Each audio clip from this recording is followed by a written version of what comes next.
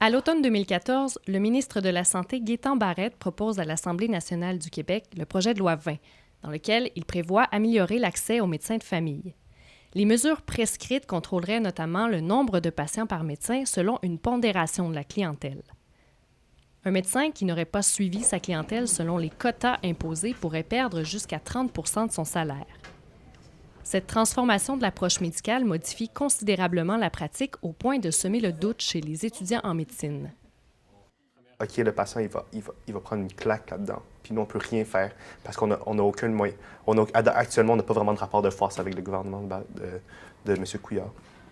Incursion au cœur du débat sur l'avenir de la médecine. Il est ici depuis 2003. Il y a eu du amygdalectomie en 1994, sinon il n'y a rien.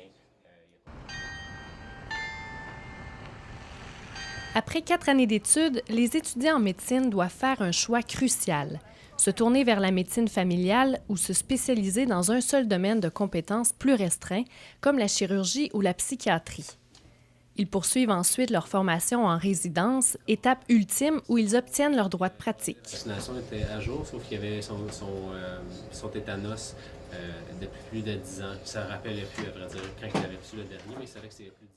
Selon la Fédération médicale étudiante du Québec, l'intérêt des étudiants pour la médecine familiale est gravement menacé. Récemment, mais les nouveaux cohortes et les personnes qui sont en train de faire leur choix, qui n'ont pas tout à fait décidé quelle carrière qu'ils veulent entreprendre, leur opinion est fortement influencée par le ton qui est adopté par ce projet de loi présentement. Mais l'argument ne semble pas impressionner le ministre. Vous ne pouvez pas faire ce que vous voulez. Et dans les faits, corrigez-moi si je me trompe, mais la moitié doit aller d'un bord ou de l'autre. C'est une partie, un choix, mais c'est aussi une partie, une obligation, parce que vous n'avez pas le choix total. Là. Février 2015. Le processus de sélection dans chacune des spécialités de médecine vient tout juste de tirer à sa fin. Isabelle et Philippe Ducharme ont appris qu'ils étaient acceptés en médecine familiale. Bien parce que, tu sais, on va en médecine familiale pour la relation avec le patient, pour développer une relation, pour pour vraiment entretenir une relation de qualité. C'est vraiment une pratique au cœur de laquelle il y a une relation entre un médecin et un patient qui est fort privilégiée, une relation de confiance vraiment importante, qui permet d'augmenter la prise en charge de la maladie pour le patient. Les étudiants qui choisissent la médecine familiale accordent une plus grande importance à la relation avec leurs patients. Pour eux, l'aspect psychosocial de leur pratique est essentiel. Dr Andréane Baudry complète actuellement sa résidence en médecine familiale à l'hôpital de Verdun. Moi, je pense qu'un médecin de famille, ça s'occupe plus globalement du patient. Ça doit faire un travail le médecin de famille doit faire un travail de dépistage, doit faire un travail de promotion de la santé. Puis ça, je pense que ça va être... qui va avoir des conséquences directes sur la qualité des soins là, pour les patients.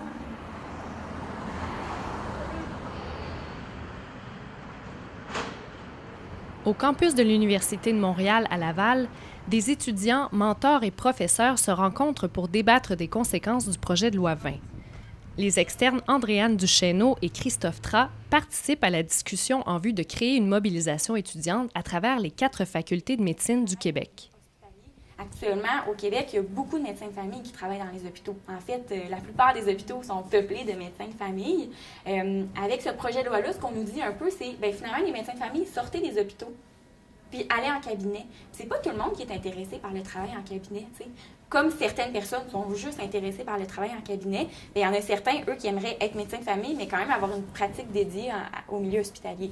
Puis ça aussi, c'est quelque chose d'inquiétant là, pour les étudiants. Je pense que d'un, il y a une panique qui s'installe. J'ai jamais vu le milieu aussi enflammé par quelque chose. Là. Tu vas voir, tu te promènes dans les hôpitaux, il y a des pamphlets partout contre le PL20. Tout le monde porte un peu les badges. Sur Facebook, c'est hyper actif, donc il y a une panique. Les gens ont réellement peur pour leurs patients, je pense, de un. On veut quand même poser des actions concrètes pour conscientiser la population. Donc, nous, on n'aura pas peur de sortir dans la rue, de faire la grève s'il faut.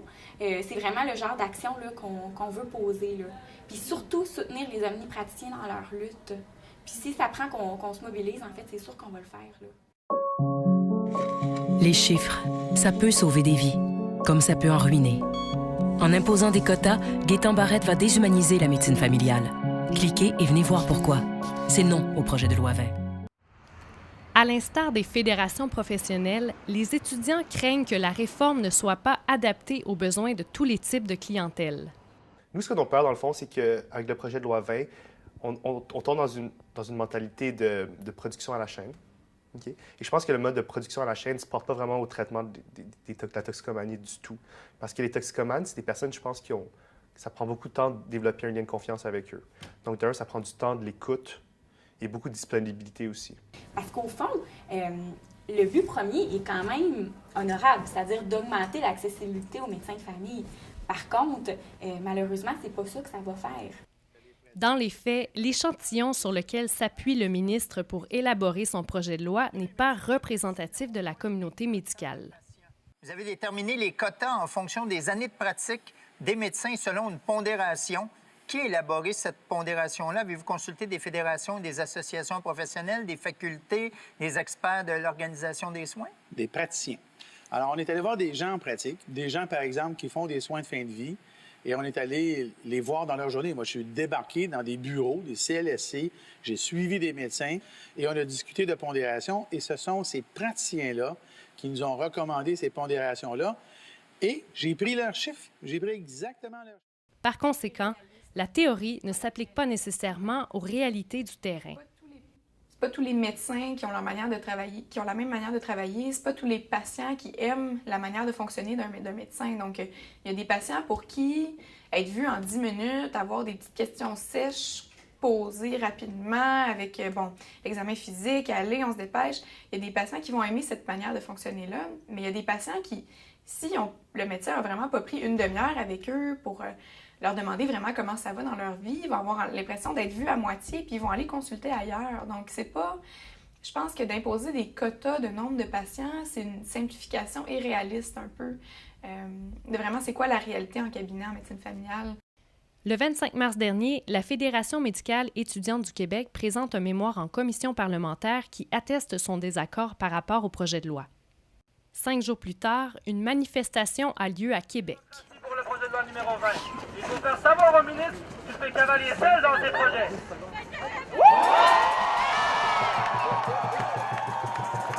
Le mouvement Objection 20 rassemble plus de 700 personnes aux portes de l'Assemblée nationale.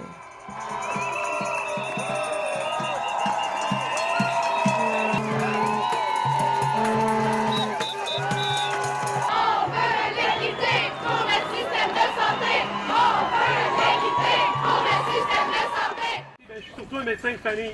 Moi, c'est des patients âgés que je suis. Ils sont chez eux. Des médecins engagés alimentent l'ardeur des troupes. C'est long, les voir, c'est long, les rencontrer, il faut les écouter, il faut répéter les questions, il faut en venir au bon diagnostic. Si on a moins de temps, est-ce que les diagnostics vont être moins bons? Peut-être. Moi, c'est ça qui m'inquiète. Oui! Solutions, vous savez comment augmenter l'accessibilité. Il est temps que le ministre entende ça.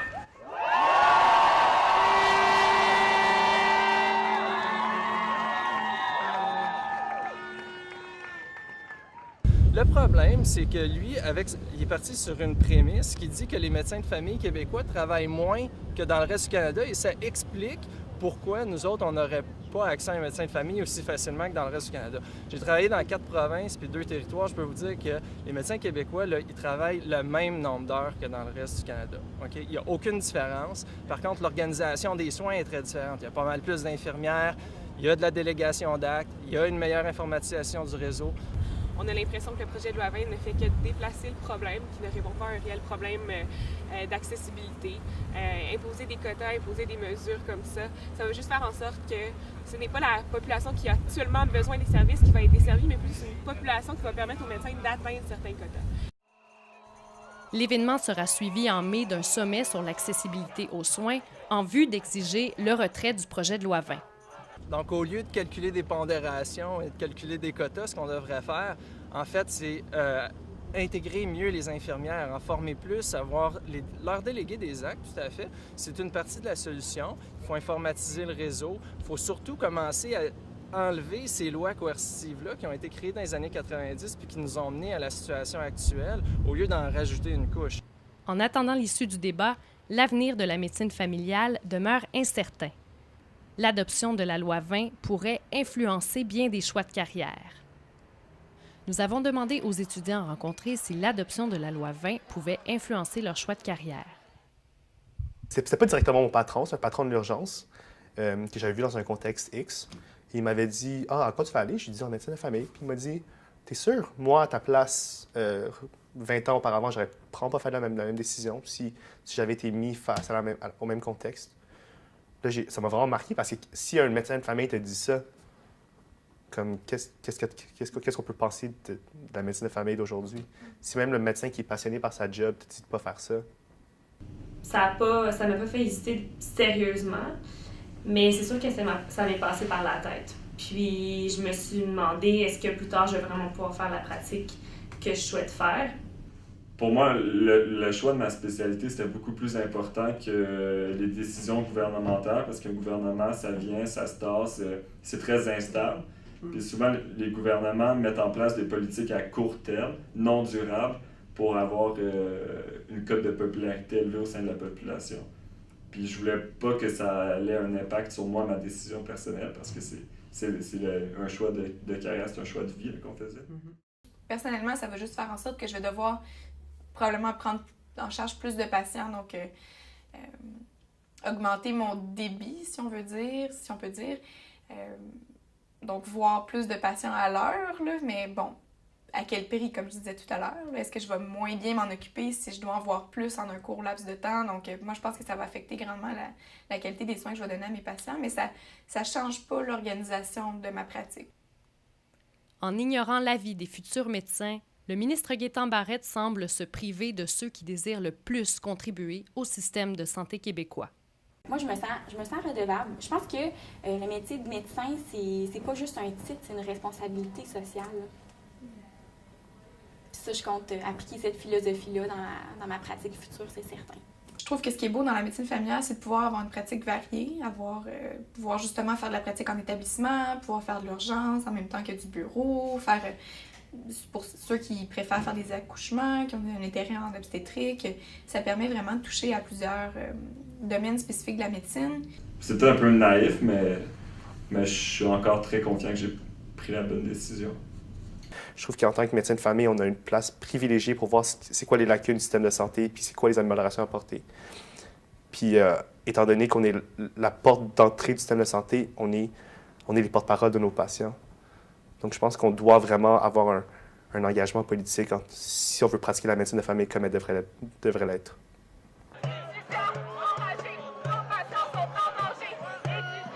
Je m'appelle Christophe Troche, je suis un externe junior à l'Université de Montréal, donc en 3e année de médecine, et je me dirige vers la médecine de famille. Moi, c'est Andréane Baudry, je suis résidente en médecine familiale, en 2e année. Je m'appelle Philippe Duchamp. J'étudie actuellement au doctorat en médecine, puis je m'en vais en spécialité de médecine familiale l'année prochaine. Je m'appelle Isabelle Duchamp, je suis étudiante au doctorat en médecine à l'Université de Montréal. Je suis présentement en 5e année, puis je vais débuter le 1er juillet prochain ma résidence en médecine familiale.